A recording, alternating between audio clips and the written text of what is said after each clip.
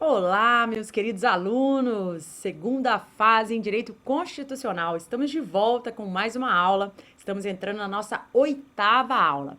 E, como vimos na aula passada, o tema, o mandado de segurança, aquela ação de natureza constitucional, civil, e que você vai propor caso ela seja objeto de questionamento na sua prova, caso seja a peça escolhida pelo examinador.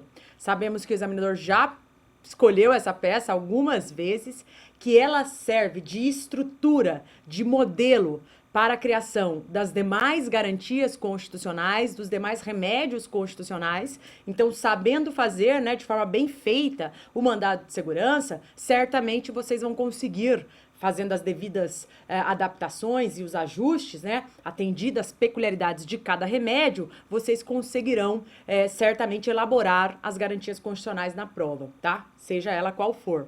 Bem, nós vimos então a parte estrutural na aula passada, os fundamentos, o que não pode, quais são as situações que não cabem mandado de segurança, e ficamos de hoje começar efetivamente a estruturar a peça, elaborar a peça prático-profissional destinada ao mandado de segurança, relacionada ao mandado de segurança. Então, coloco aí na tela nossos slides, deixo aí minhas mídias sociais.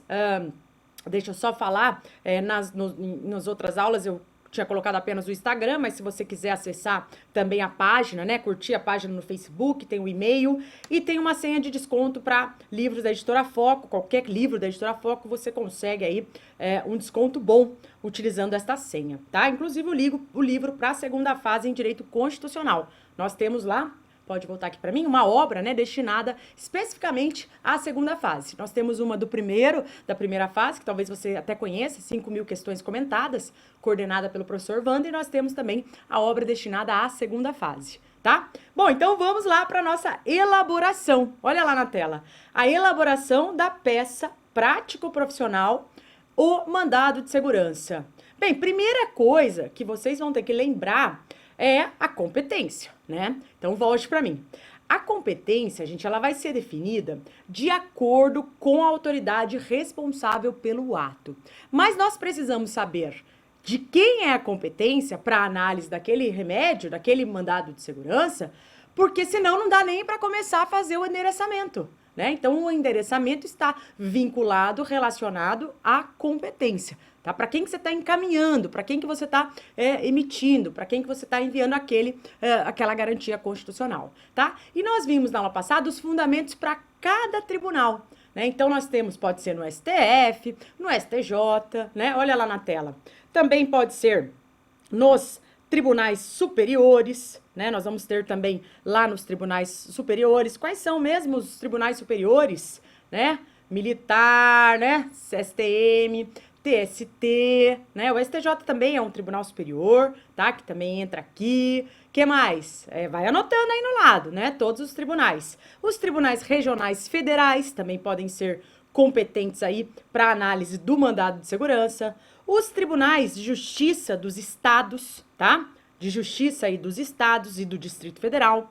Também pode ser que peça na prova, um mandado de segurança para ser dirigido aí ao juiz federal, aos juízes do trabalho. Volte para mim.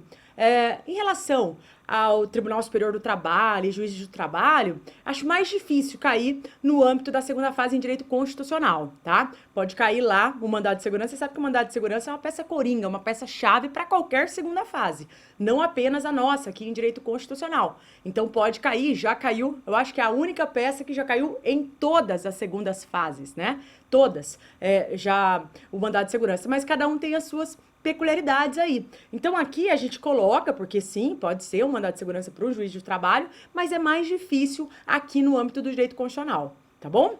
Volta lá para a tela. O que mais? Juízes estaduais. E aí os fundamentos, Coloquei pelo menos os principais, Se for STF, lá artigo 102, Ah lá, ó, 105, nós temos também STJ, tá? Juízes federais, estaduais, tá? Do trabalho, o dos estados também, tá tudo aí. Além disso, obviamente, a organização judiciária estadual, se ela vier mencionada, Se tiver algo mencionado aí na sua prova. Bom, definida a competência, e aí o que você vai memorizar aqui é que essa competência vai ser definida, ó, de acordo com a autoridade responsável pela prática do ato. Qual ato, professora? Volte para mim, né? Autoridade coatora, aquele ato impugnado, tá?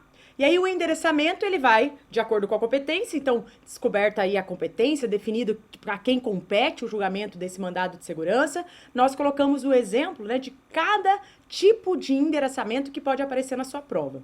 Então, vamos acompanhar de novo no slide, olha lá. Se estivermos, né, relacionado a algo da competência do Supremo Tribunal Federal, nós vamos colocar lá, excelentíssimo senhor ministro-presidente do Supremo Tribunal Federal, tá? É dirigida ao presidente do Supremo Tribunal Federal. Volte aqui para mim, sempre por extenso, tá? Não vamos fazer um endereçamento de forma abreviada. Nós vamos escrever sempre por extenso, tá? Para mostrar que você conhece. Onde é que a gente vai abreviar na prova? Eventualmente, né? Constituição da República Federativa do Brasil, mas depois de já ter escrito uma vez por extenso. A ideia central é, você escreve lá uma vez por extenso, mostra para o examinador que aquela abreviação equivale àquilo que você escreveu por extenso, né? E das outras vezes você até pode abreviar sem problema algum. Agora, o endereçamento não, é o primeiro momento. Depois, se você for falar, né, com o ministro ou com o presidente durante a peça, aí você pode até abreviar o excelentíssimo, sem problema. Tá? Não tem problema não. Vai depender, né, de quantos artigos que você encontrou para colocar na fundamentação, né? Tudo isso você já vai fazer no esboço, né? Então, a partir do momento que você vai lendo o problema, vai encontrando as palavras-chave dentro do problema para identificar a peça, vai lembrando dos artigos e vai fazendo aquelas anotações ao lado para você fazer o seu esqueleto da sua peça, ali você já vai definir mais ou menos a quantidade, né, de assuntos que você vai ter que abordar e que possivelmente quanto de página, né, que você vai usar. Porque se encontrar poucos fundamentos, para parafrasear, para colocar como a via, né, para colocar como fundamento jurídico, obviamente que eu vou pedir, não abrevia nada, né? Escreva tudo por extenso, né? Você tem que usar o bom senso na hora da elaboração da sua peça. Agora, se você encontrou vários fundamentos, né, tanto fundamentos constitucionais como fundamentos infraconstitucionais, se você conhece princípios implícitos que nem constam do texto constitucional ou legal, mas é uma forma implícita, você também pode colocar esses princípios, o que abunda não prejudica, então pode colocar sim esses princípios aí na sua peça, e aí você vai abreviar, que naquele momento que você pode abreviar artigo, né, o excelentíssimo dentro do texto, aí você faz as abreviaturas pertinentes, tá? Agora, se encontrou pouco, pode escrever tudo por extenso, porque aí você ocupa, né, espaço. Mas vamos lá, tem muita coisa para falar hoje, olha lá. Então, se for aí, né, algo destinado ao Superior Tribunal de Justiça, ministro, presidente do Superior Tribunal de Justiça, tá? Se for algum dos tribunais superiores, né, você vai colocar lá, mesma forma, ó, excelentíssimo senhor ministro, presidente do Tribunal Superior tal, né? Então, volte para mim. Por que tá em parênteses, tá dentro do parênteses aí? Porque aí você vai colocar o respectivo Tribunal Superior, tá? STM, por exemplo. Tudo bem? STJ, não importa. Então, veja que todos os tribunais, STF e os tribunais superiores, sempre excelentíssimo ministro presidente do local, tá? Agora, se estivermos falando de um mandado de segurança, e aonde é que eu vou achar isso? Na Constituição. Veja, a competência, e nós temos os artigos e nós vamos deixar tudo isso marcado no seu vade-mecum, pode ficar tranquilo, né? Porque o seu vade-mecum vai estar mapeado, né? Não com esquema de prova, coisas escritas, né? E não é isso, mas ele vai estar grifado. Aquilo que é importante, aquilo que interessa, nós vamos já deixar todo o vade-mecum grifado. Né? Então, você vai saber onde encontrar a competência do STF, né? 102, você vai saber onde encontrar a competência do STJ e assim por diante. Pode ficar tranquilo. Primeiro aprenda a fazer e depois você vai treinar com os problemas que já foram objeto de questionamento na prova, né? Sempre com base em provas anteriores, para você já ir descobrindo a competência e é algo que não vai, tenho certeza que não é isso que pode derrubar o candidato, tá bom? Ah lá, ó, se for desembargador federal agora, pode voltar para a tela. Excelentíssimo senhor desembargador federal, presidente do Tribunal Regional Federal da tal região. Você só vai colocar aí a região Se você souber, aliás, volte para mim, né? Se você souber como, se a informação de qual região aquele Tribunal de Justiça, né, a informação estiver no problema, né? Se ela não estiver no problema, pode colocar lá 3 pontinhos sem problema algum. Mas mostre para o examinador que você sabe, né? Que se é algo destinado a um Tribunal Regional Federal, e nós temos as regiões no nosso país, vai ter uma região específica para ele. Não importa se ela vem ou não no problema. A diferença é se a região, se o problema trouxer a região, você coloca no seu mandado de segurança. Se o problema não trouxer, você não coloca, mas você coloca da pontinho região, para saber, para mostrar para o examinador que você sabe que é assim que deve ser feito o correto endereçamento no âmbito de um mandado de segurança da competência do Tribunal Regional Federal. Tudo bem?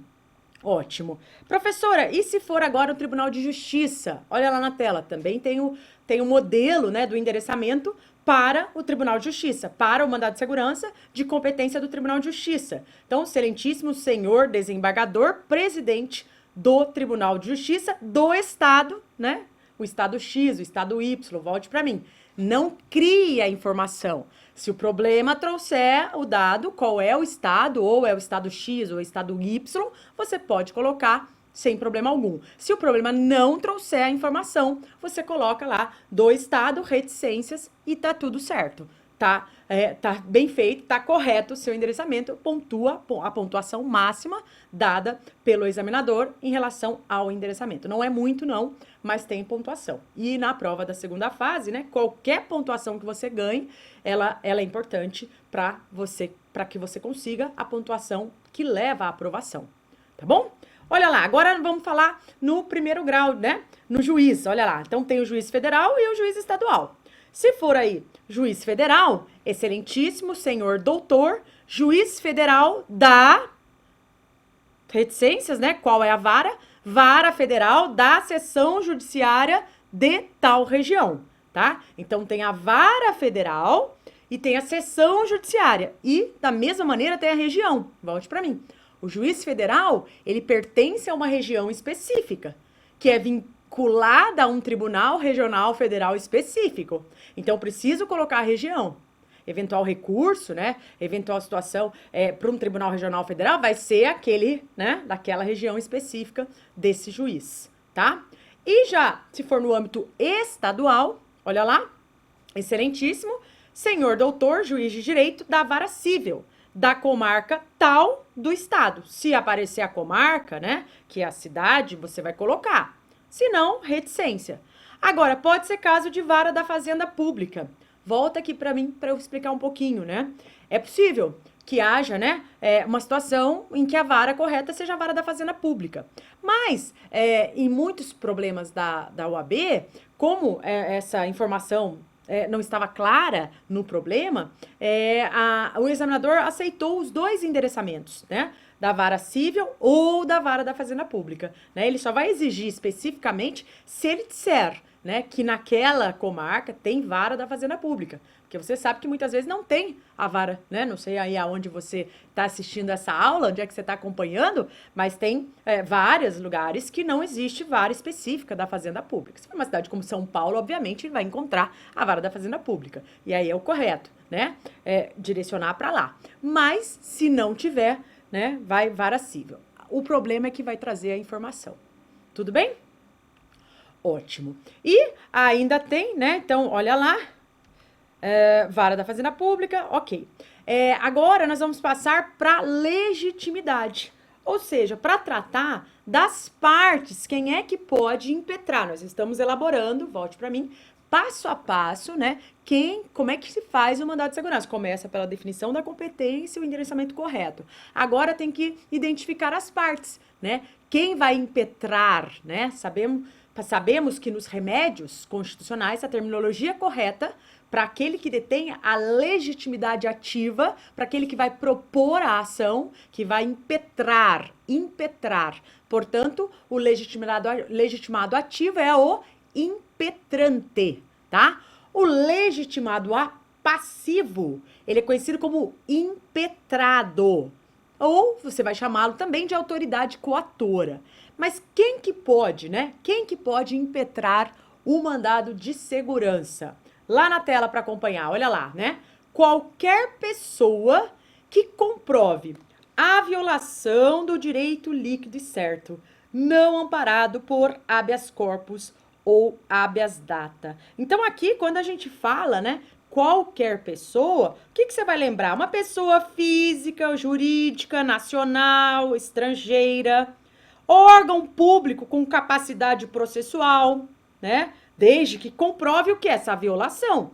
A violação desse direito líquido e certo, né? Não amparado. Por que a gente falou não amparado por habeas corpus ou habeas datas, né? Volte para mim. Porque nós já sabemos, o mandado de segurança, ele é residual. Só dá para impetrar mandado de segurança nas hipóteses em que não houver violação à liberdade de locomoção, ir, vir, permanecer, porque o remédio correto aqui é o habeas corpus, ou nas hipóteses em que não houver, né, violação à liberdade de informação relativa à pessoa do impetrante, né? Esse direito aí de informação de caráter personalíssimo, porque é informação relativa à pessoa do impetrante. Então, tome muito cuidado com isso. Porque não pode esquecer que o mandado de segurança, ele embora, né, seja uma peça recorrente na segunda fase, né, pode haver situação de drástica violação ao direito líquido e certo, mas direito líquido e certo à liberdade de locomoção. Direito líquido e certo que tem a ver com a informação personalíssima, né? Então não cabe mandado de segurança nessas hipóteses, tá? Mas em suma é qualquer pessoa e aí a gente vai dar essa extensão ampla aí. Tudo bem? E a legitimidade passiva, olha lá, né? Então, a autoridade coatora, ela vai ter que ser sempre mencionada, além da pessoa jurídica que essa autoridade está vinculada. Então, atenção aqui com a autoridade coatora. Coatora, que autoridade é essa, né? Aquela responsável pela prática da ação ou omissão que ameaça ou efetivamente fere o direito líquido e certo, tá certo? Olha só, então, gente, essa autoridade coatora, que é a responsável pela prática do ato ou da omissão, ela vai, né, ela vai ser apontada como impetrante porque ela vai precisar depois prestar informações. Volte para mim.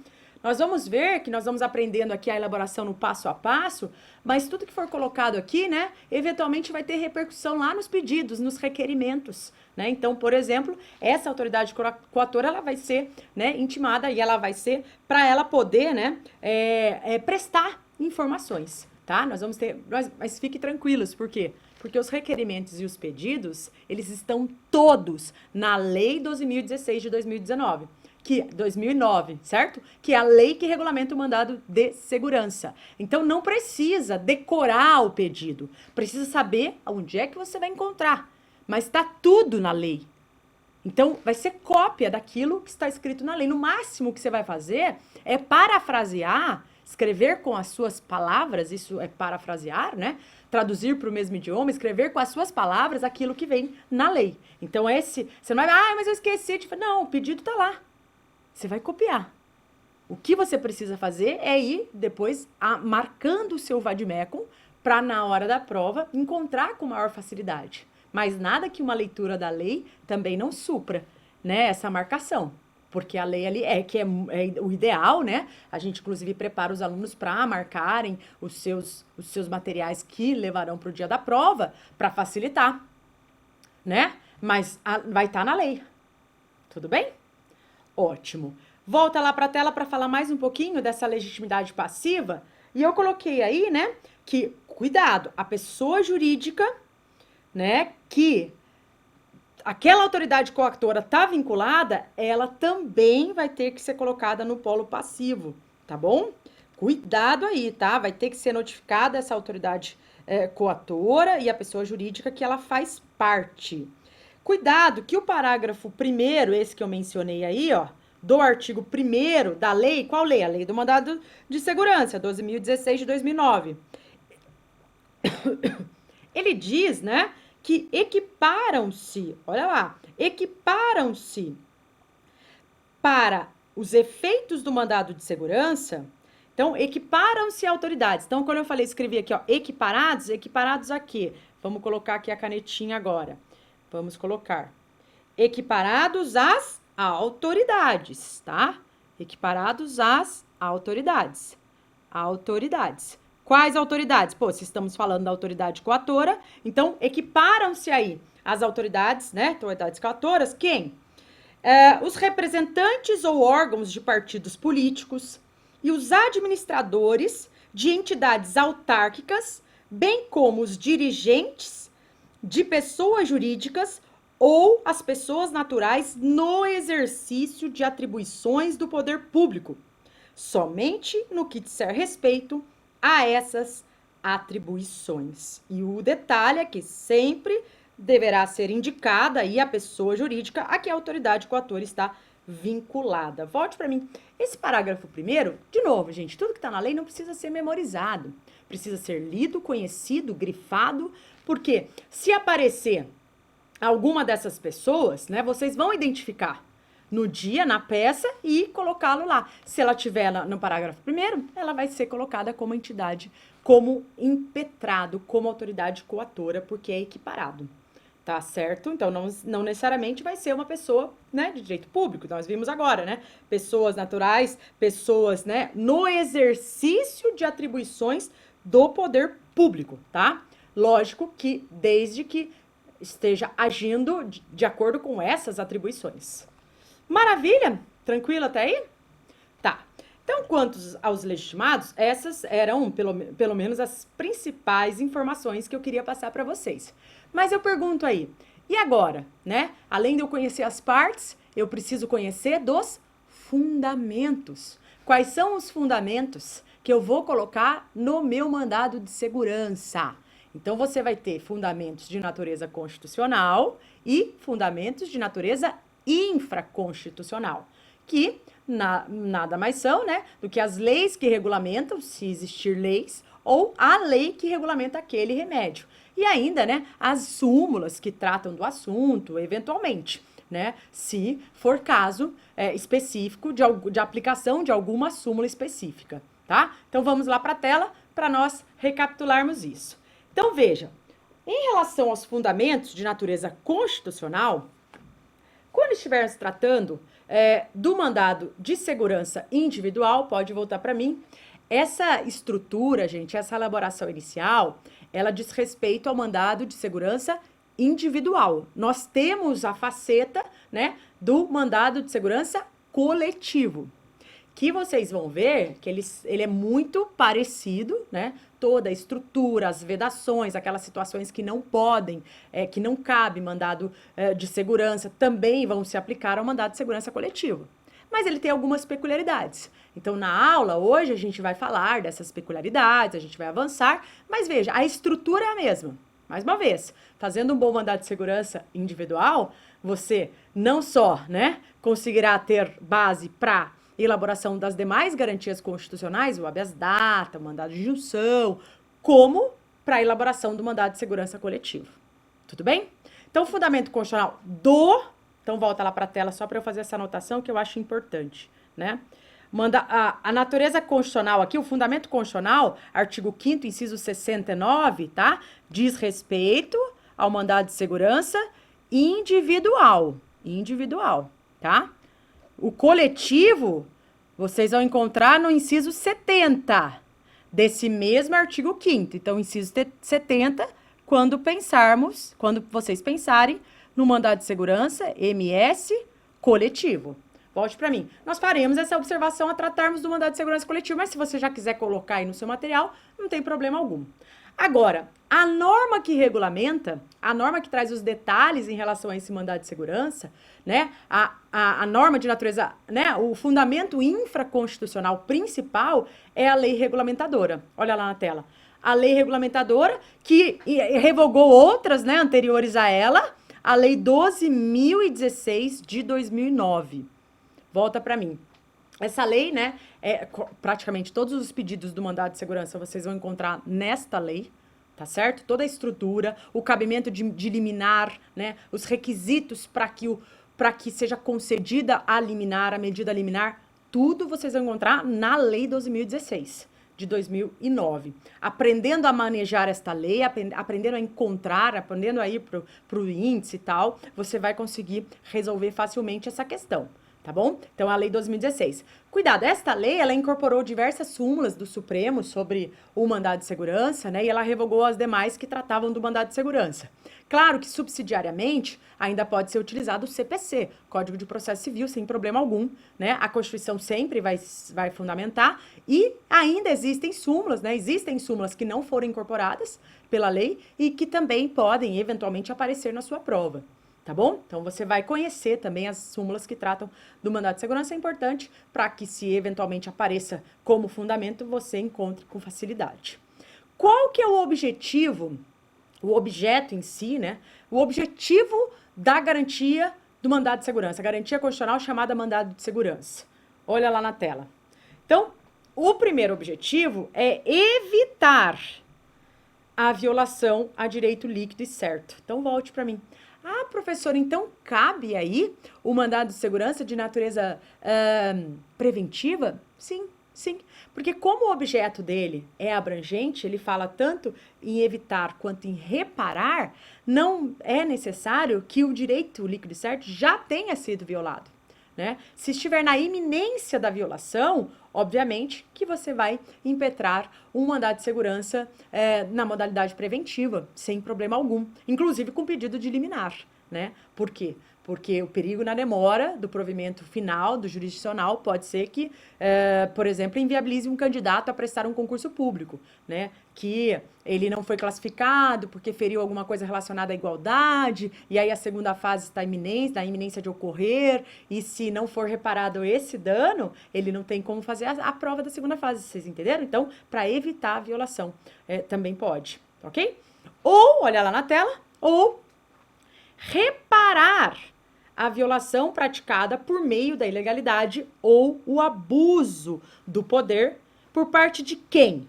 Por parte da autoridade pública, autoridade coatora aqui, ou de agente de pessoa jurídica no exercício de atribuições do poder público. E sempre quando estiver exercendo tais atribuições, tá? Não vai ser para ato de natureza privada aí, não. Bom, liminar. Então, volte aqui para mim. Até aqui tudo bem quanto ao objeto? Tá, isso aqui, né? Desde que, né? Então, evitar ou reparar violação ao direito líquido e certo, que foi praticado por meio de ilegalidade ou abuso de poder, né? Por parte dessa autoridade coatora ou de quem lhe faça às vezes. E aquele detalhe importante, né? Desde que seja um direito líquido e certo, não amparado por habeas corpus ou habeas data, tendo em vista que o mandado de segurança é residual. Tá certo? Se falarmos em garantias constitucionais, gente, praticamente todas, né, exceto a ação popular, que nós vamos ver, que é a única, né, dos remédios que admite a dilação probatória. O mandado de segurança, ele não admite produção de provas. Proibida, tá? Ele é proibido. Ele tem aí ele é célere justamente por conta disso, porque não há produção de provas em mandado de segurança, tá? Então, vocês têm que ficar atentos a isso. Em relação a liminar, ela será possível? Sim, o artigo 7º, inciso 3º da lei, admite a liminar no mandado de segurança. Olha lá, o que ele fala, o artigo 7º, inciso 3º, né? Que essa liminar poderá consistir na suspensão do ato que deu motivo ao pedido, né? Então, antes de decidir, já suspende o ato ensejador daquela violação ao direito líquido e certo. Quando? Vai ter que comprovar. Olha lá, palavra-chave aí desse inciso 3º, tá? Vou até colocar o marca-texto, que eu gosto bastante dele. Palavras-chave para concessão da medida liminar, tá? Fundamento relevante e do ato impugnado quando puder resultar ineficácia da medida, caso seja finalmente deferida, né? Então, quando a gente fala aqui fundamento relevante e ineficácia ou a possível ineficácia da medida, nada mais, nada menos, nós estamos tratando do quê? Volte aqui para mim. Nós estamos tratando dos requisitos do cabimento de qualquer liminar. Fumus boni iuris e o perico ir embora, né? A fumaça do bom direito, um fundamento relevante para isso, né? em que há plausibilidade jurídica para aquela concessão daquele direito tem fundamento relevante, tem previsão constitucional, né? Fumaça do bom direito, tudo indica que, de fato, aquele direito existe, é comprovável de plano, aquela parte que o requer tem direito mesmo àquilo, e o perigo na demora. O risco de se esperar o provimento final, se esperarmos o julgamento do mérito do mandado de segurança, a medida será ineficaz. Por quê? Porque a demora faz com que o direito tutelado se perca. Já ocorreu o concurso público. Não dá mais para ele participar do certame. Ah, então vai ter que anular o concurso. Será, né? Então, o perigo na demora, né, ele vai também fundamentar. Então, ó, coloca aí de novo na tela, esse fundamento aí relevante, gente, tem a ver com o fumus boni iuris, né? Demonstrar que a violação ao direito líquido e certo tem plausibilidade jurídica, tem fundamento. E quando puder resultar em ineficácia da medida, né? O que é isso? Perigo na demora. Demonstrar aí, gente, o risco na demora do provimento jurisdicional. E esse risco já importaria violação ao direito líquido e certo do impetrante. O que mais que você vai lembrar? Pode voltar aqui para mim, né? Você vai lembrar que é facultado aí exigir do impetrante caução, fiança ou depósito com o objetivo de assegurar o ressarcimento à pessoa jurídica, tá? É possível que isso ocorra também. Bem, agora uma parte importante, né? Os fundamentos da peça em si, as teses, né? Normalmente elas vão envolver um princípio constitucional, alguma regra específica, muitas vezes lá do capítulo destinado à administração pública, né? Às vezes cai, regra relacionada, por exemplo, processo legislativo, regra relacionada à competência. Então, veja, os fundamentos da peça em si, né? Eu coloquei o que fundamenta a existência da peça. Agora, os fundamentos jurídicos que vão nortear o direito vai depender do problema apresentado. Mas vai girar em torno, normalmente, de um princípio constitucional ou até mesmo da violação de alguma situação específica. Comentei que pode vir alguma coisa da administração pública, alguma coisa de organização do Estado, alguma coisa relacionada a cláusulas pétreas. Tudo isso já foi objeto de questionamento, por isso que eu estou mencionando. Agora, o que precisa conter, né, no final lá, os seus requerimentos? Você sabe que pontua, né? Pedido por pedido é pontuado no dia da prova, né? A FGV, ela desmembra tudo. Então, se você tiver o conhecimento dos artigos da lei do mandado de segurança, que constam esses pedidos, as coisas que precisam ser requeridas, cada um você vai ganhando um pontinho lá para sua prova. Então, quais são esses requerimentos, né? O primeiro, sempre, se houver pedido de medida liminar, né? Lógico, tudo que você colocou lá na fundamentação jurídica, lá no seu pedido de liminar, né? Tudo que você colocou lá, presta atenção. É uma copia e cola, você vai repetir na hora que for pedir. Não pode, né, colocar a medida liminar lá, que seja concedida a medida liminar, e aqui na parte final dos requerimentos não mencionar. Aí pecou, né? Já perdeu ali algum pontinho. Então, pediu, tem liminar dentro? Mostrou lá o periculum in mora, o fumus boni iure, a plausibilidade lá jurídica, fez a relação com o problema, né, na hora de pedir a liminar, não só explicou genericamente o que é o pedido da demora, colocou lá expressamente, olha, demora é porque se não for concedida a ordem ou concurso público que o meu cliente quer fazer a prova, né, vai ocorrer, papapá, e ele não terá condição de participar, entenderam? Então, você vai explicar, você vai fazer a relação daquilo que é fundamento da liminar com o problema, subsunção. Né? Silogismo, premissa maior, menor, conclusão. Lembram? Ótimo. Então, primeira coisa, olha lá, vai ter que ser concedida a liminar.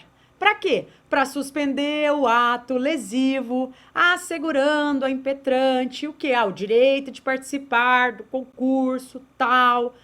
Artigo 7º, inciso 3º. Então, eu coloquei ponto e vírgula e deixei o artigo, por quê? Volte para mim. Artigo 7º, inciso 3º. Faltou palavra? Eu não sei que palavra que eu vou escrever na medida liminar. Leia o artigo 7º, inciso 3º. Copia o inciso 3º do artigo 7º. Porque ele mesmo fala, suspender o ato lesivo. Tá lá explicadinho. Não tem problema nenhum. Né? Olha, aliás, olhem a redação, né? No slide anterior, eu coloquei a redação, com algum ajuste, a redação do inciso 3º do artigo 7º. Olha lá, ó, olha lá. Né? Para que o juiz, né, se ele conceder a liminar, ele vai mandar, né, ser concedida a suspensão do ato que deu motivo ao pedido. Quando ele vai fazer isso? Quando houver fundamento relevante e do ato impugnado, e quando o ato impugnado puder resultar, né, a ineficácia da medida. Que mais? Que seja notificada a autoridade coatora. Isso é super importante. Agora, a outra parte, vocês estão vendo? Volte aqui para mim. Que dentro dos requerimentos, observe, tá? Eu costumo preparar esses materiais com bastante cuidado, porque eu sei que o aluno de segunda fase da UAB é um aluno meio desesperado, né? Um aluno que, dependendo, ele fica atento, né, a cada detalhe. E tá certo, ele tá certo. Porque a segunda fase é o momento em que o examinador vai olhar os detalhes, vai comparar uma prova com a outra. Ele tem lá um monte de prova para corrigir e, obviamente, os detalhes farão a diferença, sim. Por isso precisa. Então, se vocês olharem cada requerimento, eu coloquei em negrito, né, de uma cor mais escura, para que vocês saibam que dentro daquele requerimento, qual que é a parte mais importante? No primeiro lá, embora eu coloquei o artigo e tal, concedida a medida liminar. Vocês entenderam? Fundamento, artigo 7º, inciso 3º da Lei do Mandado de Segurança. Depois você pode colocar para suspender, para explicar. Mas sim, palavra-chave, concedida a liminar. Segundo requerimento, aí você vai ver lá que está extenso, que seja notificada a autoridade coatora sobre o conteúdo da petição inicial, enviando-lhe a segunda via apresentada com as cópias dos documentos, a fim de que no prazo de 10 dias, prazo improrrogável, preste as informações à autoridade. Tá bom. Ai, professora, como que eu vou memorizar tudo isso? Calma, você não vai memorizar. Eu já falei. Cópia da lei. Esse texto, essa notificação da autoridade coatora, está prevista no artigo 7º, inciso 1º da lei. Então, você vai já deixar grifadinho lá, que você vai notificar a autoridade coatora. Óbvio, gente, presta atenção. Eu estou impugnando um ato praticado, né? É o ato comissivo ou omissivo praticado pela autoridade coatora. Se eu tô apontando que aquele ato foi praticado por aquela autoridade coatora. Eu tenho que notificar. Eu tenho que comunicar a essa autoridade qual é a minha acusação. O que é que eu estou dizendo que ela fez de errado? Porque ela vai poder, né, contestar, ela vai poder impugnar, ela vai poder falar sobre aquilo lá, ela vai poder se explicar. Certo? Mas como é que ela vai se explicar se ela nem foi notificada? Então, veja que são coisas simples. Então, no meio desse texto todo, sobre o conteúdo da inicial, enviando tal, que já está cópia, que você não vai memorizar, porque você vai ver o artigo, quais são as palavras-chave? Notificação da autoridade coatora. Coloca de novo na tela. Então, são essas, ó. Primeira, concedida a medida liminar. Segunda, notificada a autoridade coatora. O que mais? Que se dê ciência do feito ao órgão de representação judicial da pessoa jurídica interessada. E isso é importante, né? Isso é super importante, mas também está no artigo 7º. Por quê, gente?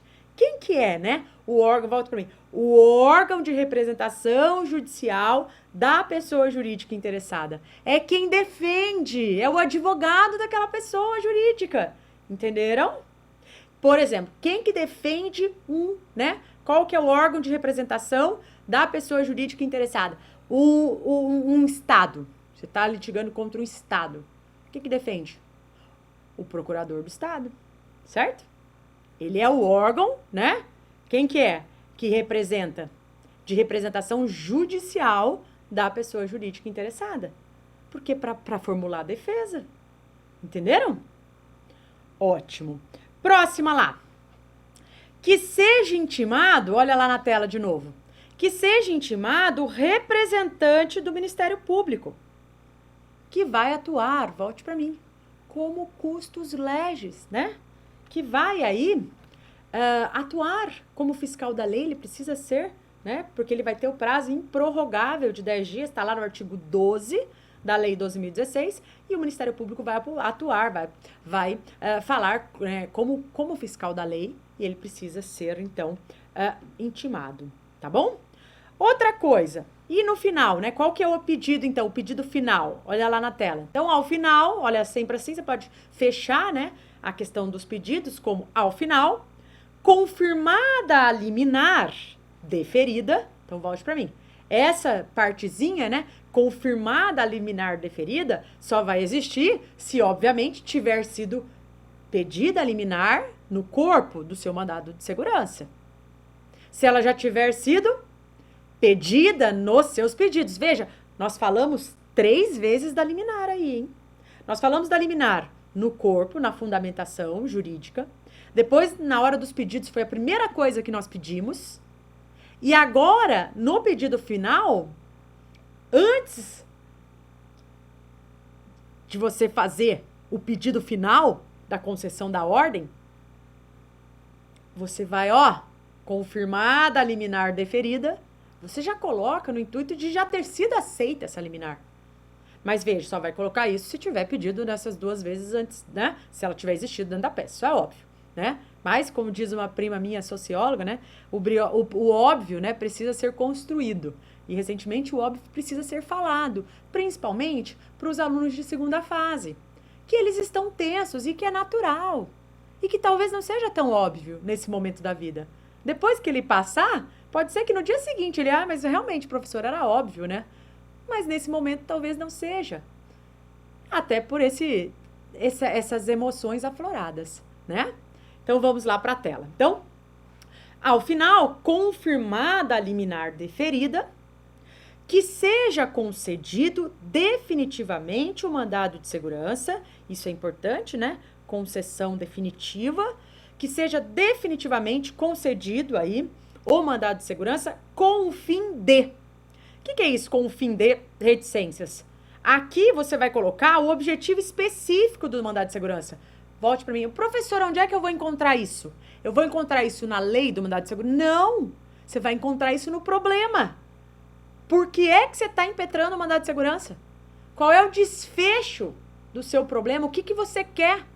Eu quero que o meu cliente tenha direito a participar do concurso público, a segunda fase daquele concurso público. Eu quero que o meu cliente tenha direito a receber a medicação do SUS, porque ele é portador do vírus HIV, porque ele tem um laudo médico que comprova que ele precisa daquele remédio para se manter vivo. Entenderam? Então, é nesse sentido, o objetivo específico aqui do mandado de segurança vai estar no problema. Agora, professora, eu não sei, me perdi, não tem problema. Não tem problema. Não cabe mais a minha folha, já anotei tudo. Não dá, não cabe mais. Posso fazer uma coisa mais genérica? Pode. Olha lá, olha lá na tela. Coloquei a segunda opção. Tá? Ao final, confirmada a liminar deferida, que seja concedido definitivamente o mandado de segurança com o fim de assegurar o direito líquido e certo do impetrante. Volte para mim. Posso completar o direito líquido e certo do impetrante de participar do certame, do concurso? Posso. Ou eu posso, não sei. Travei. Tá bom. Direito líquido e certo do impetrante postulado nesta ação constitucional. Pronto. Entenderam? É simples. É simples. Podem acreditar. E aí, tem um outro parágrafozinho que vocês devem colocar. Olha só, coloca lá na tela para eu mostrar para eles. Todas as provas, né, necessárias para a configuração da liquidez e da certeza do direito encontram-se anexadas à inicial, satisfazendo o requisito da prova pré-constituída. Tá? Todas as provas necessárias para a configuração da liquidez e da certeza do direito estão anexadas, satisfazendo o requisito da prova. Volte para mim. O direito não tem que ser líquido e certo? Sim. Então, você vai colocar, as provas estão aí, viu? Existe prova documental pré-constituída. Eu não estou impetrando, né? E, aliás, essa é uma observação importante que vai constar do problema, né? Ou que não há possibilidade de dilação probatória, que a prova já está pronta, que existe prova constituída, que o direito é líquido e certo, alguma coisa nesse sentido vai aparecer no seu problema, para indicar que é o mandado de segurança. Porque o mandado de segurança, ele está em torno, ele gira em torno de algo que já está comprovável de plano, que já dá para de plano mostrar a prova documental que corrobora aquele direito. Aliás, o direito só é líquido e certo porque existe essa comprovação. Entenderam? A prova já está pronta. Ah, eu quero ouvir testemunha. Não é mandado de segurança. Ah, eu preciso de dilação probatória. Não é mandado de segurança. Ah, eu preciso fazer perícia. Não é mandado de segurança. Não é que você não tem o direito. Não dá para impetrar ou mandado de segurança. Outra ação. Dá para, por exemplo, propor uma ação popular, uma ação ordinária comum, pode ser um recurso, pode ser outra situação. Mas não mandado de segurança. Tudo bem? Então, coloca lá, né, satisfazendo aí o direito líquido e certo, né? Satisfazendo o requisito da prova pré-constituída, tá certo? Então, ou você coloca dessa maneira, ou você vai colocar lá, né? Ajuntada, né? Requer a juntada da prova pré-constituída para comprovar o direito líquido e certo. Aqui você já está dizendo, né? Ou você coloca, volte para mim, ou você coloca isso dentro lá dos requerimentos, né? Requer a juntada da prova pré-constituída para comprovar o direito líquido e certo, ou você fala, olha, as provas já estão anexadas à inicial, né? Eu acho essa até uma forma mais incisiva de você escrever na sua peça. Mas não há regra absoluta para isso, tá? Claro que esse é só um modelo de uma estrutura, nós estamos elaborando passo a passo a peça e você vai colocar da sua maneira de escrever.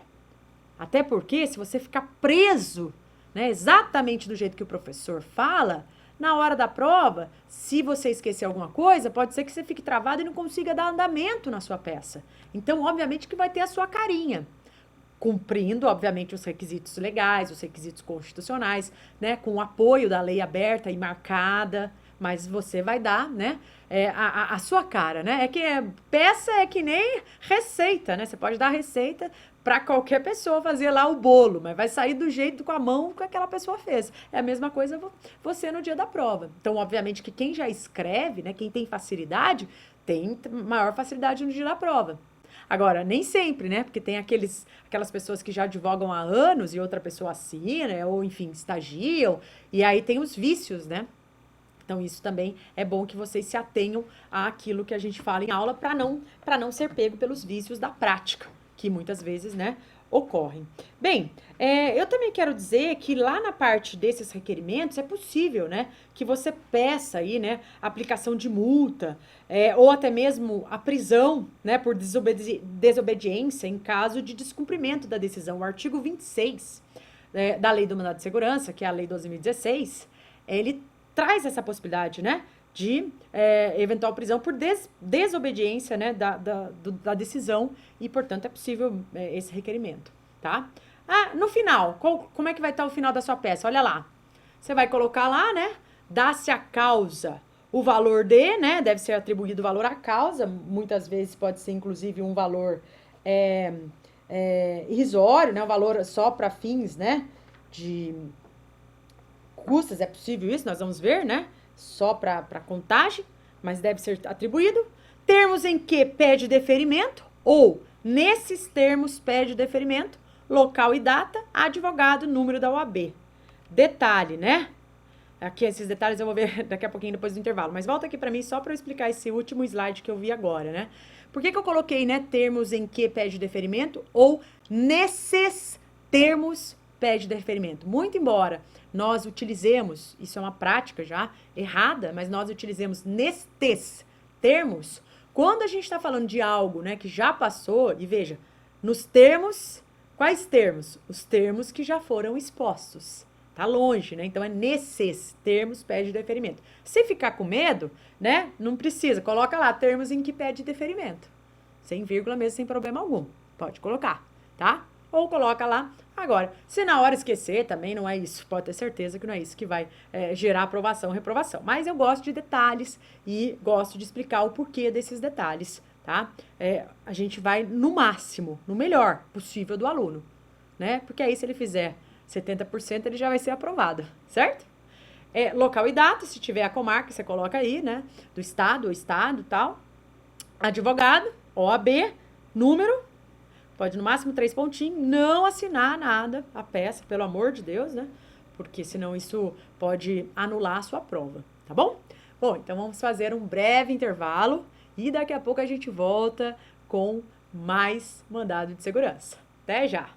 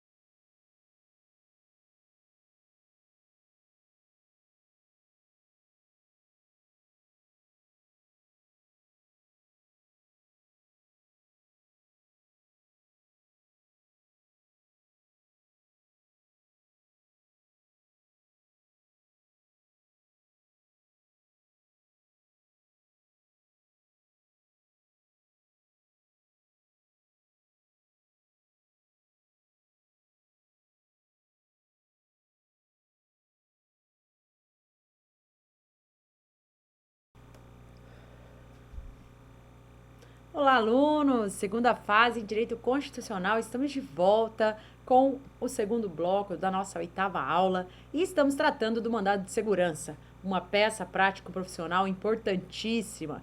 Por quê? Porque ela aparece na prova e porque ela serve de alicerce para elaboração das demais garantias constitucionais. Então, talvez, né, se eu pudesse mencionar das garantias as aulas mais importantes, sem dúvida alguma, são as aulas relacionadas à elaboração do mandado de segurança, tá? Porque, mais uma vez, fazendo bem o mandado de segurança, você vai conseguir fazer as demais garantias constitucionais. Da mesma forma que lá nas ações do controle de constitucionalidade, nós também teremos uma ação que vai nortear a elaboração e a feitura das demais ações, né? Que é a ação direta de inconstitucionalidade genérica, tá? Então, a elaboração, você aprendendo bem esta ADI, certamente vai conseguir fazer uma ação declaratória de constitucionalidade, uma DPF e assim por diante, tá bom? Bem, ainda falando do mandado de segurança, eu preciso que vocês tenham atenção para alguns detalhes, né? E o primeiro é que não há peça de interposição, tudo bem? Né? Nós aqui no direito constitucional são poucos, né? São poucas peças que nós utilizamos a interposição. Normalmente vai gerar em torno de recursos, nós vamos conversar já sobre isso, mas o mandado de segurança ele não tem peça de interposição, tá? É direto mesmo a ação pro órgão competente que vai julgar este mandado de segurança. Outra coisa que eu já falei, e aí tá, até coloquei no material, não há produção de provas em mandado de segurança. Então, se não há, né, momento para ouvir testemunha, para fazer perícia, para juntar prova, né, exceto a prova pré-constituída, que já deve ser anexada à inicial, não há pedido de provas em mandado de segurança. Tudo bem? Isso é um erro grave aí para o aluno de segunda fase, né? Também você vai lembrar que o endereçamento ele estará sempre vinculado ao órgão competente. Então, descoberta a competência, facilmente você conseguirá elaborar o endereçamento, tá? Porque um está relacionado ao outro. Mais uma, olha na tela aí o nosso slide, né? E aí eu vou grifando aqui, ó.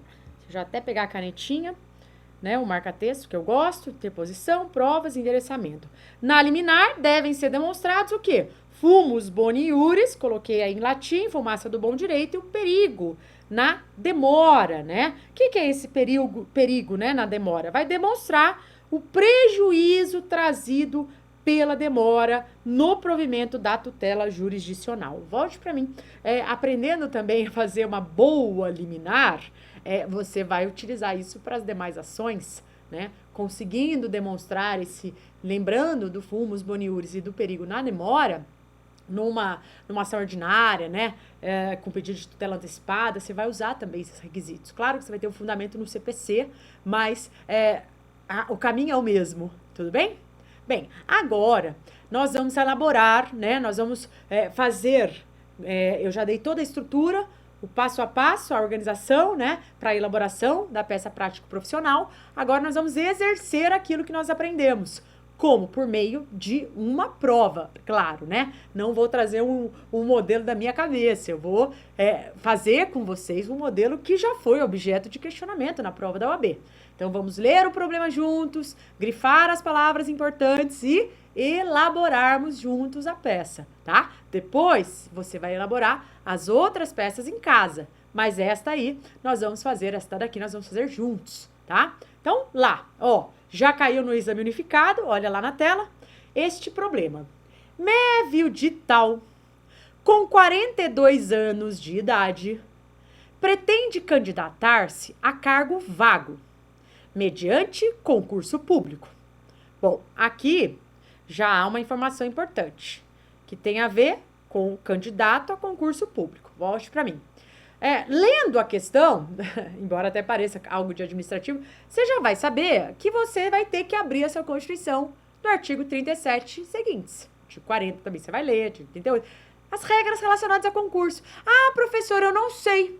que administração pública e concurso vai estar lá no artigo 37 seguinte, não tem problema. Grifou a palavra concurso público, já olha no seu índice remissivo da Constituição Federal para saber quais são os artigos que tratam do concurso público.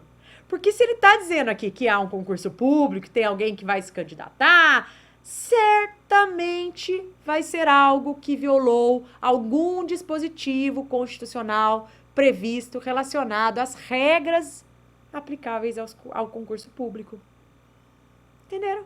Então você já vai ficar esperta com o seu vadimeco, com a palavra-chave, procurou lá, ok, índice remissivo, eu tenho que ler tais artigos. Quer anotar do lado? Não tem problema, anota. Você quer ler primeiro todo o problema para depois ler os artigos constitucionais? Não tem problema.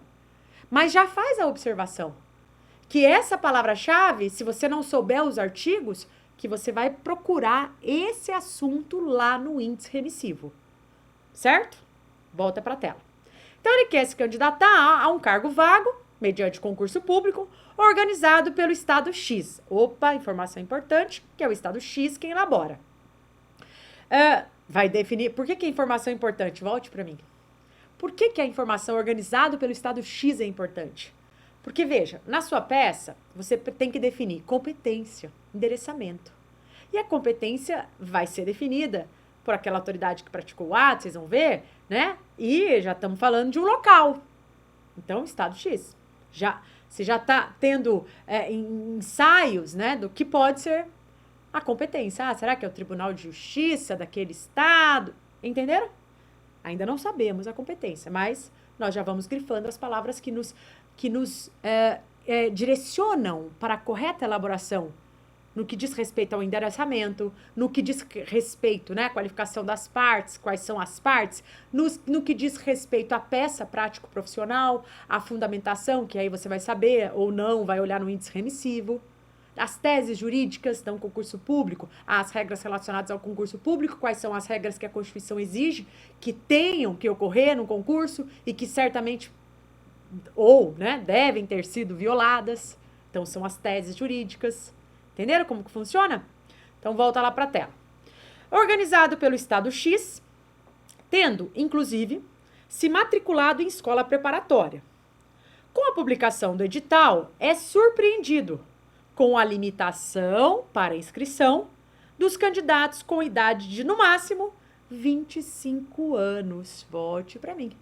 Olha lá, hein? Limite de idade em concurso público. Será que você já viu isso? Isso já chegou no Supremo Tribunal Federal.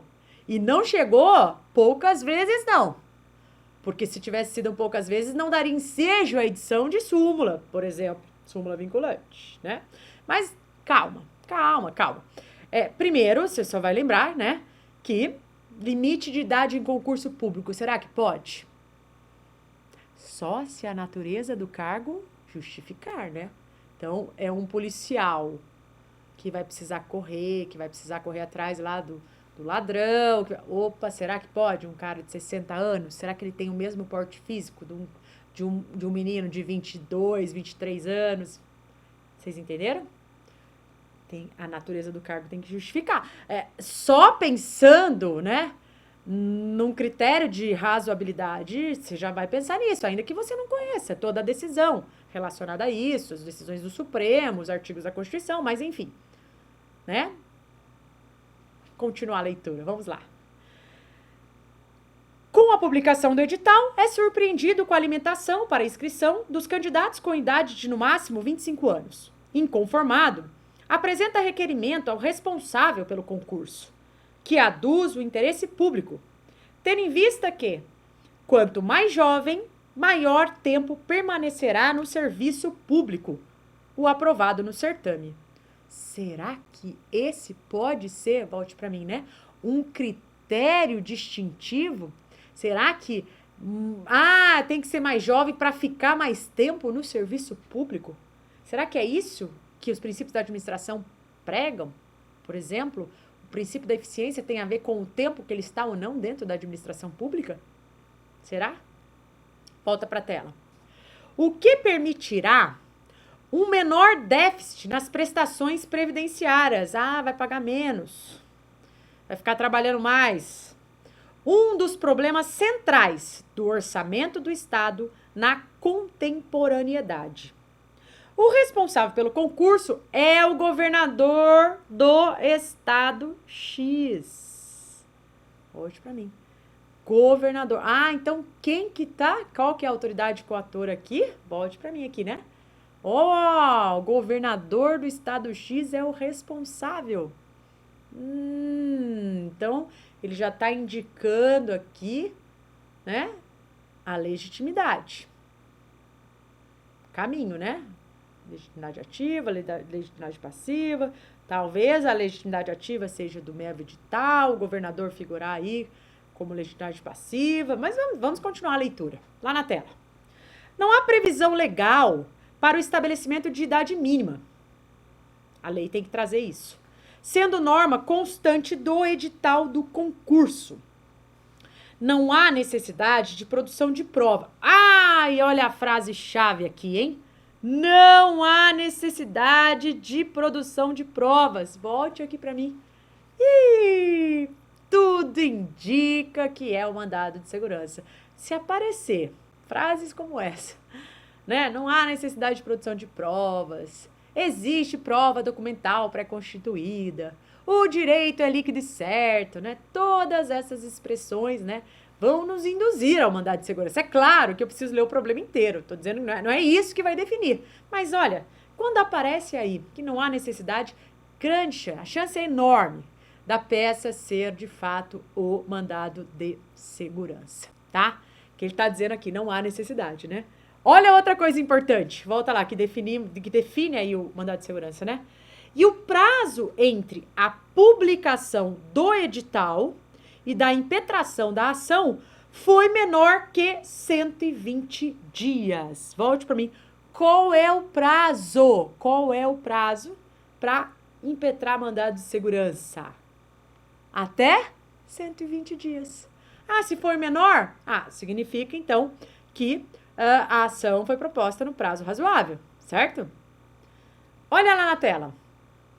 Na qualidade de advogado, contratado por Mévio, redige a peça cabível ao tema, observando a competência do juízo, a legitimidade passiva e ativa, os fundamentos de mérito constitucionais e legais vinculados, os requisitos formais da petição, da peça inaugural, a necessidade de liminar, de tutela de urgência também é preciso colocar na sua peça. Então, volte para mim.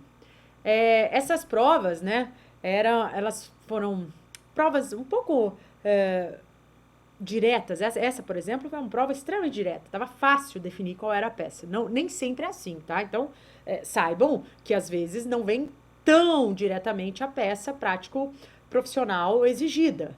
Mas existem algumas que são assim, evidentes, né? Então, é bom a gente treinar por algumas um pouco mais fáceis ou outras um pouco mais complexas, né? Tanto na parte de fundamentação jurídica, quanto na parte da descoberta mesmo da peça, porque quem sabe o mais sabe o menos, tudo bem? Mas vejam que aqui a gente já começa a desmistificar essa segunda fase da UAB, né? Para dizer que não é nada absurdo, tá? Isso é uma prova, esse é um problema extraído de uma prova, tá? Então, vamos organizar as ideias, né? Primeira coisa é uma organização das ideias. Então, vamos colocar lá, ó.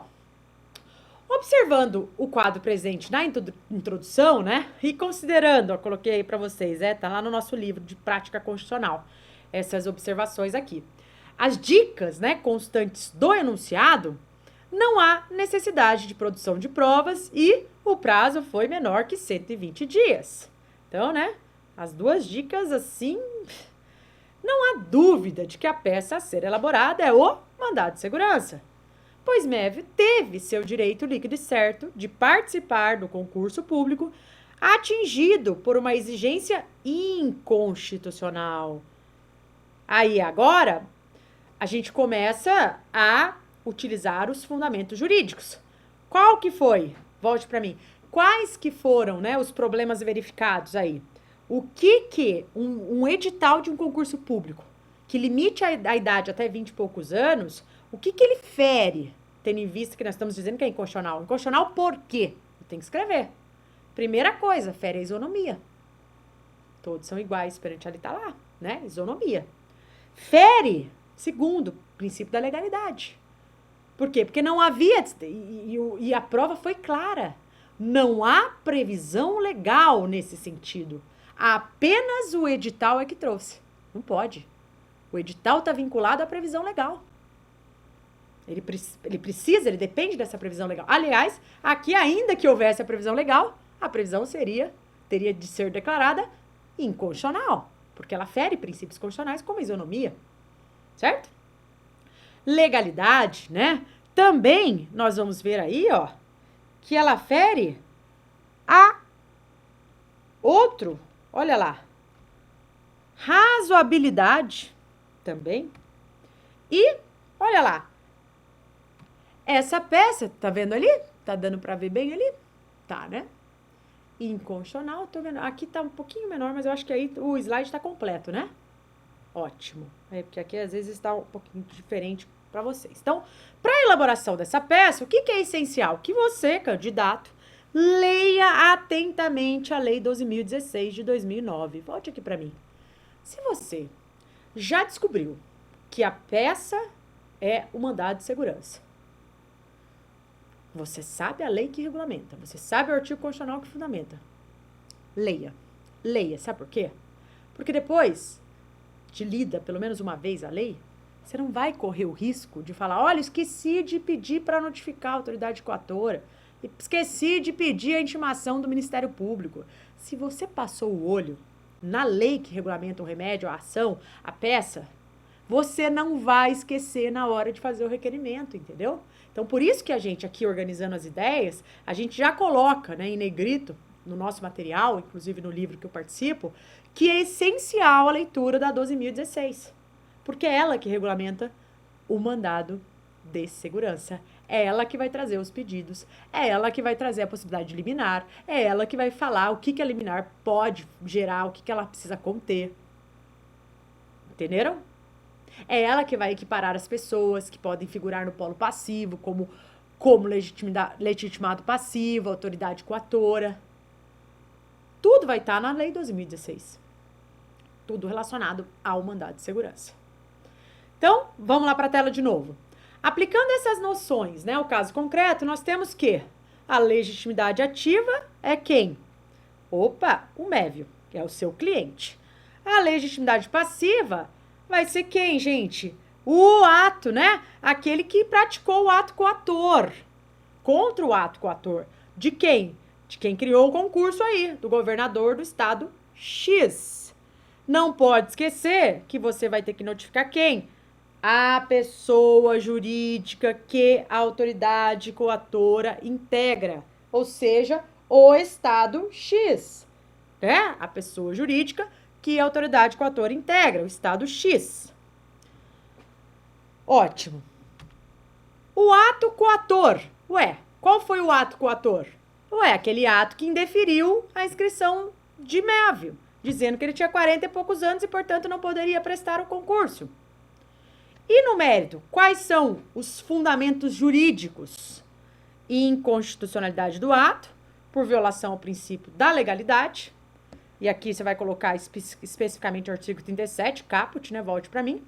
Você vai lembrar, né, do artigo 37 caput, que traz os princípios que norteiam a administração pública, o LIMP, né, o famoso LIMP, legalidade, impessoalidade, moralidade, publicidade e eficiência, né? Vai lembrar aí desses todos os princípios, mas aqui especificamente o da legalidade. Você sabe que a administração pública só faz aquilo que a lei determina ou autoriza, diferente da legalidade do particular, que faz tudo que a lei não proíbe. Aqui não. O administrador público é mero gestor da coisa pública. Ele é baseado na supremacia do interesse público sobre o privado, na indisponibilidade, né, dos bens públicos aí. E a legalidade significa que ele só vai fazer aquilo que a lei expressamente determina ou autoriza. Tá certo? Vai colocar também como fundamento violação do princípio da razoabilidade, da isonomia, da igualdade, né? entre os proponentes, entre os participantes, e vai citar aí, olha aí na tela, a súmula 683 do STF.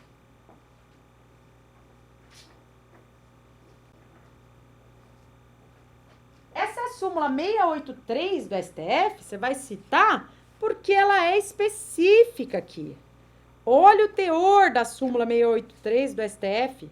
Olha só comigo, ouçam aí, né, o teor. Se você tiver já com o seu vadimeco, já abre, já grifa essa súmula, né? Olha lá o que diz a súmula 683 do STF. O limite de idade para inscrição em concurso público só se legitima, em face do artigo 7º, inciso 30 da Constituição, quando possa ser justificado pela natureza das atribuições do cargo a ser preenchido. Volte para mim. A limitação de idade só vai ser viável, possível, se ela estiver de acordo com a natureza do cargo. É um cargo que exige o físico do jovem para que o cargo possa ser exercido corretamente. Será que o escrevente do Tribunal de Justiça aqui de São Paulo precisa, sabe, correr maratona? Precisa ter um porte físico elevado? Ou ele vai trabalhar mais ali sentado no computador? Entenderam? Então tem que mencionar a súmula 683. O que mais? E a competência? Olha lá. Competência do Tribunal de Justiça do Estado X. Competência aí. Outros requisitos formais. Prazo de decadência que não se esgotou. Volte para mim. Porque o próprio problema... Pode voltar aqui, né? O próprio problema fez menção aí ao cumprimento. Menos de 120 dias. Ou seja, o prazo foi observado. Que existe prova pré-constituída, prova documental, que não há necessidade de ilação probatória, porque os documentos juntados aos autos já comprovam que esse limite de idade não pode ocorrer, e que ocorreu porque ele foi fazer a inscrição e foi indeferida a inscrição dele. Fundamento do indeferimento?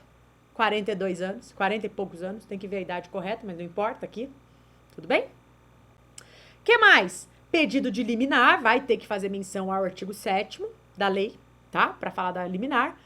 Vai fazer menção a fumus boniuri, periculum in mora, plausibilidade do direito, também vai falar, né? Que é possível. Vai falar que se demorar muito, o prejuízo será maior. Volta lá para a tela.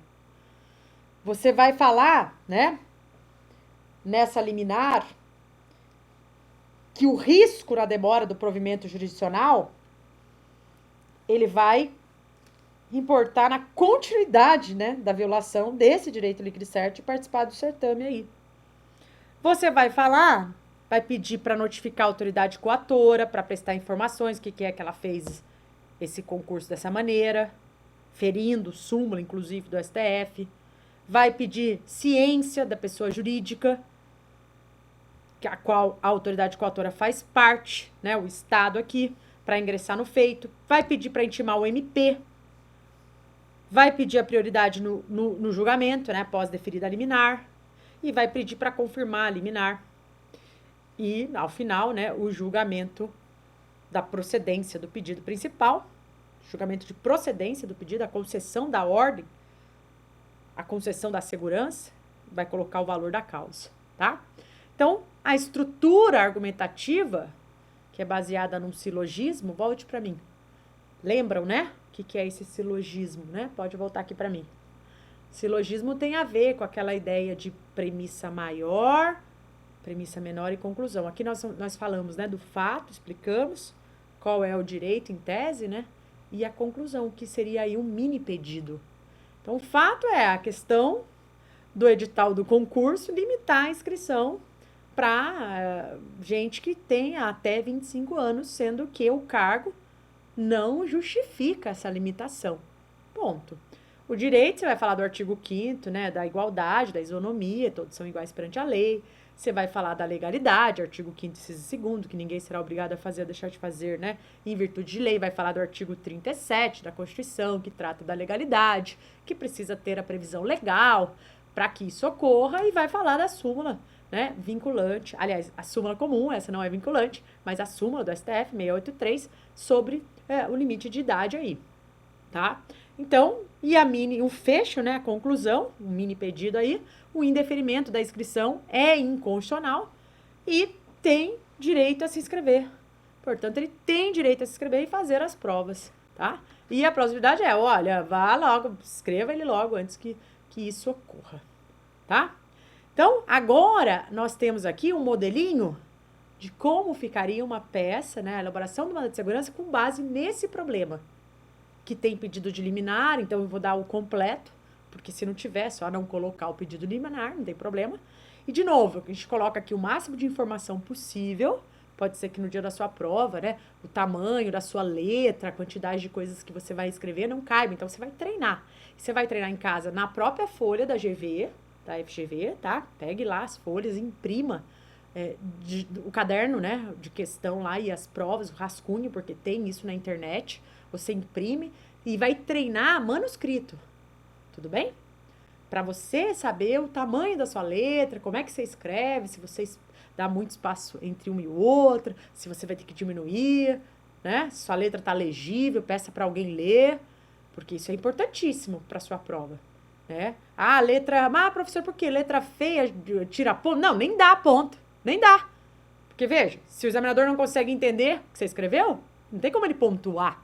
Então, cuidado, é interessante que alguém leia, não você mesmo, mas que alguém leia, né, para fazer as devidas correções e também para ver se o texto está compreensível, né, se dá para entender aquilo que você escreveu ou se só encheu linguiça ali, né, só falou e não falou nada, tudo bem?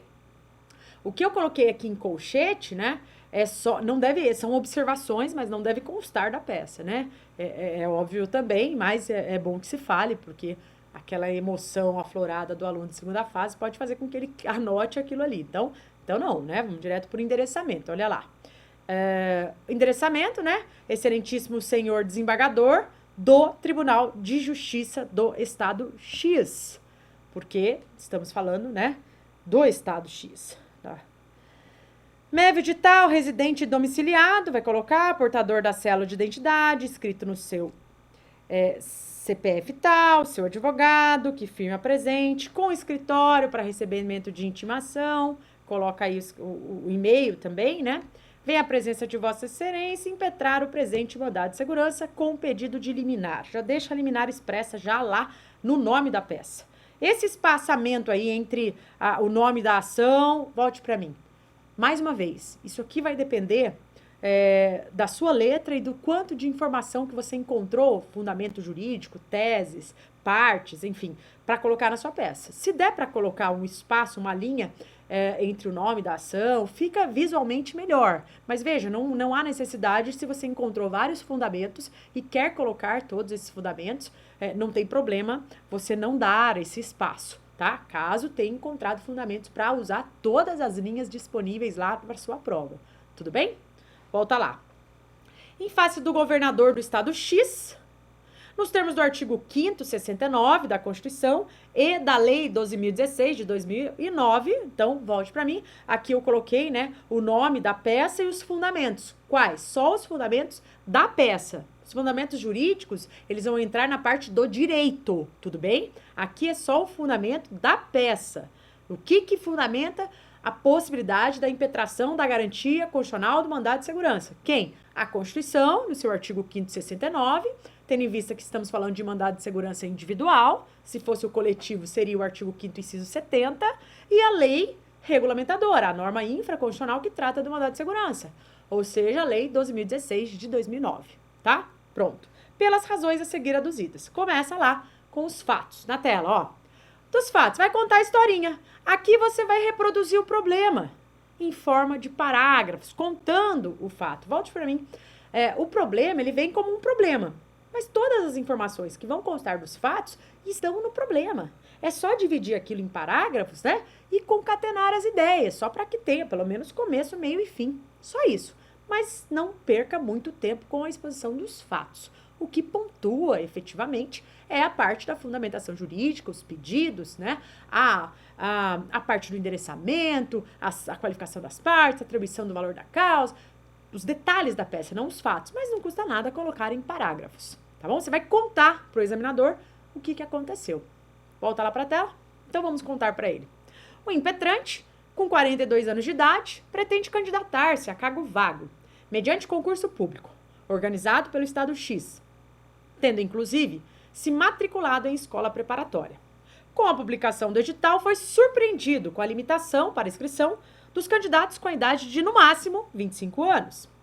Visando afastar a exigência inconstitucional, apresentou requerimento ao responsável pelo concurso, que negou o seu pedido com fundamento no interesse público, tendo em vista que, segundo ele, quanto mais jovem, maior tempo permanecerá no serviço público o aprovado no certame, o que permitirá um menor déficit nas prestações previdenciárias, um dos problemas centrais do orçamento do Estado na contemporaneidade, que resolva de outra maneira esse problema, né? Não violando o princípio da igualdade. Como será visto a seguir, a exigência editalícia do edital, tá? Isso aqui tem a ver com o edital, é inconstitucional e deve ter sua aplicação afastada, no caso concreto, permitindo-se a inscrição e a realização das provas pelo impetrante. Do direito. A Constituição, volte para mim, sempre que você for falar do direito, nós já comentamos isso, mas começa pelo texto constitucional, principalmente numa prova em direito constitucional.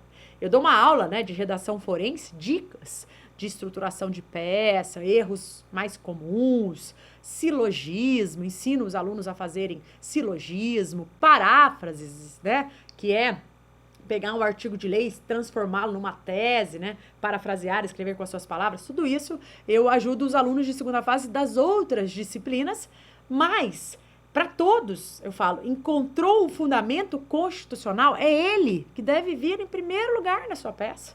Primeiro lugar. A Constituição está no ápice da pirâmide, né? E aqui você, aluno de direito constitucional, que escolheu fazer a segunda fase em constitucional, não pode colocar a lei antes da Constituição. Não, né? Primeiro, o fundamento constitucional. Um ou os fundamentos, não importa.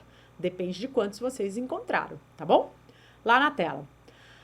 A Constituição Federal estabeleceu a regra do concurso público para acesso a cargos e empregos públicos, visando a universalidade e a isonomia entre os candidatos, de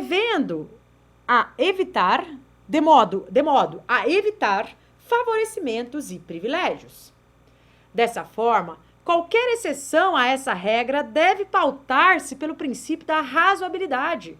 Vale dizer, o fundamento para a restrição do acesso ao concurso público deve se justificar constitucionalmente, sob pena de configurar restrição inconstitucional, como no caso.